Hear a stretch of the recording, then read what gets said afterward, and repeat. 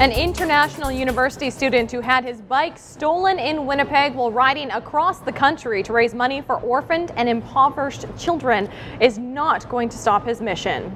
Anas Chima's bike and personal belongings were stolen from a McDonald's on Leela Avenue Wednesday night as he stopped for a rest. The bike is described as a touring model with a dark blue frame and silver accents. The word Napoli is written on the frame, and there are 2 rear saddlebags and 1 mounted on the front. Chima has been making regular posts on his Facebook page and says he is now raising money to get a new bike so he can continue his trip.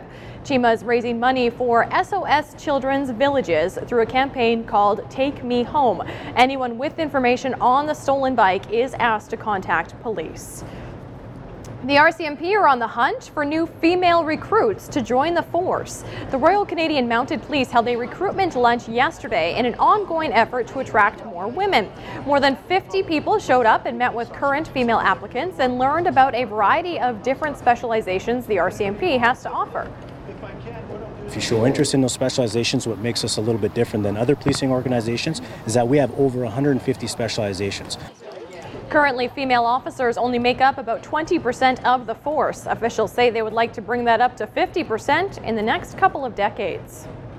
It's going to get a little more expensive to golf on city-owned courses. The city will be raising the green fees at its courses by $2 a round. The city says the increase is to facilitate necessary repairs. It also says increasing green fees at golf courses will increase annual net income, reducing the reliance on taxpayers. The extra charge will go into effect July 20th. Police in Quebec say searchers still have half of the area of destruction in Lac-Mégantic left to examine. The remains of 4 people recovered yesterday brought the confirmed number of people who have died to 24. 26 others remain missing. To help the Quebec town recover, varying levels of financial help are being promised by emergency response teams, insurance firms, and the rail company. The Quebec government is putting together a $60 million package for urgent relief, rebuilding, and longer-term economic aid. A state of emergency will be lifted today in High River, one of the many southern Alberta centres devastated by flooding 3 weeks ago.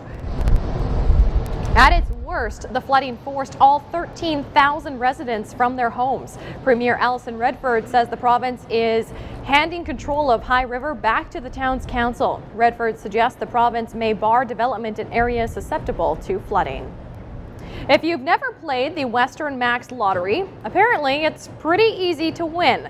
Winola Kennard only played it once before becoming Manitoba's newest millionaire. Kennard and her partner Jeremiah Crushane claimed the $1 million prize yesterday. Kennard bought the winning numbers at Walmart on Empress Street but lives on the Saugeen First Nation. The couple wants to use the windfall to build a new home and help out their loved ones. Cashier told us we won $1,000, and I told him, well, we won 1,000, and then gas pumper told us, I think that's $1 million. And I was just kind of shocked, like I didn't believe it. This is the first big win for the Western Max in Manitoba since it started in March this year. And we'll have more local news coming up at 7 o'clock. Now we'll check in with Drew Kozub live at the Forks with a preview of the Winnipeg Fish Festival.